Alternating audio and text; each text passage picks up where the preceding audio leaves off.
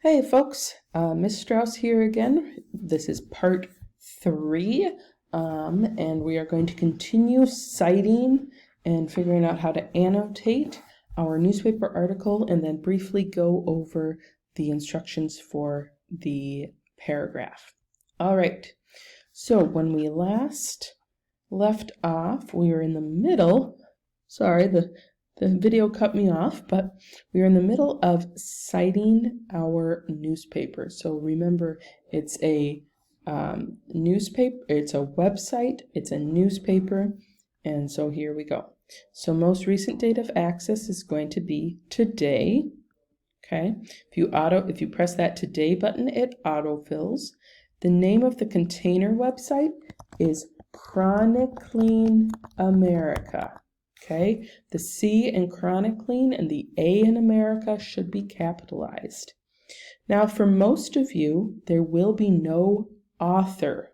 Okay, for a lot of these articles, there was no author. All right, then we're going to move down article titles. Some of you have an article title, like mine has an article title, The Women Movement, a Highly Colored Speech. Some of you will not. If you don't, do not worry. Don't make something up. So I'm going to just, The Women Movement, a Highly Colored Speech. A highly colored speech. Oh, there we go. And we need the name of the newspaper. The name of the newspaper is the Wyandotte Pioneer. So Wyandotte Pioneer, okay? The publication city is Upper Sandusky, Ohio. Remember, I can see all of that right up here, right here. Okay? So again, Upper Sandusky, Ohio. Publication date. So that is going to be our September 29th, 1853. September 29th, 1853. All right. Now we're ready for our annotation. If you indeed are, you need to read the article. Yes, you need to understand what it is. So this newspaper article is a report on the happenings at the New York Women's Rights Convention in 1853. Okay? Then you would go on. What is it about? It's about Sojourner Truth's speech. What's in the article? What did it say? And then what does it help you understand about her role in the movement? Okay? So remember those 3 parts of that annotation. All right. So now you have 3 citations, okay? So for here, we are now going to tag them as primary or secondary. See this plus sign, if you hover in this area it'll give you a plus sign. We're going to tag the newspaper article that we just looked at as a primary source because it was written at the time. Then our secondary source, our biography article, is a secondary source. Okay, so we have primary, secondary, and then of course our primary source once again.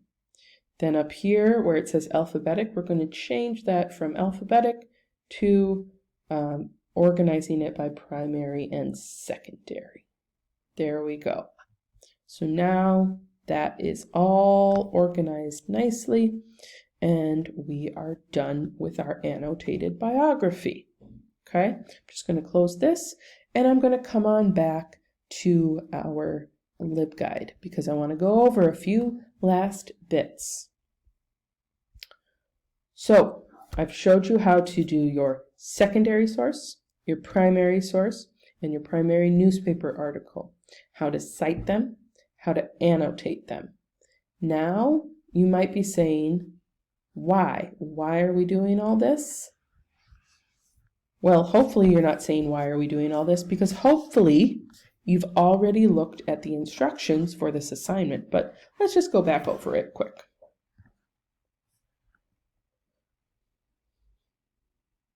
Here is the assignment instructions for the paragraph that you are going to write about your reformer.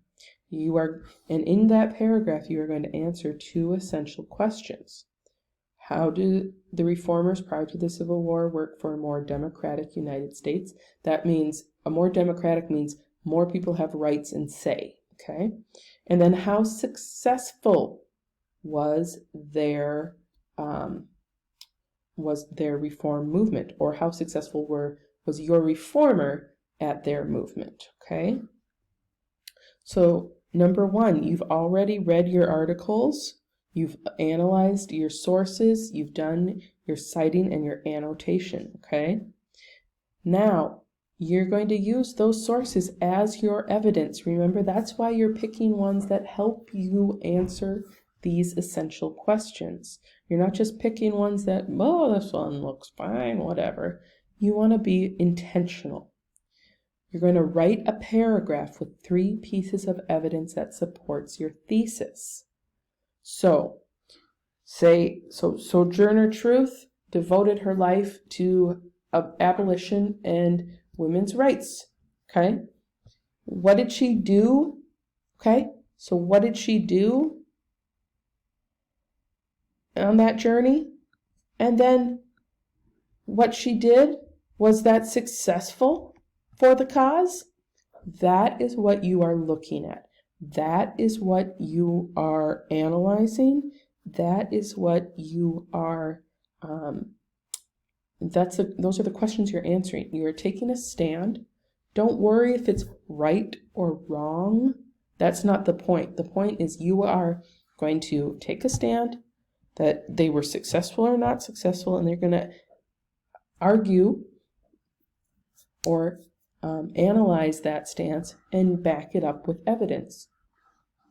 According to this newspaper article, you know, she was highly regarded. What were some other reasons why she might have been successful? You know, according to the biography of her life, she did this. Hopefully that makes a little more sense. You are using your sources as your evidence so that you can write a good thesis statement and back it up in a paragraph, okay? So you have your annotated bibliography, okay? You have your paragraph, all right? Okay, and you are going to use all those things to answer these questions and take a stand about your reformer. All right, folks, I'm going to leave you with that. As always, if you have questions, please come down and see me in the library. I am here from about 7:45 to 4 o'clock. You can email me at rstrauss@cdh.org. I'm available during Flex if you sign up. And I would even be willing to do a Zoom meeting with those students who want a little extra help on this. So please don't hesitate to reach out for help on this. And yeah, good luck and stay awesome.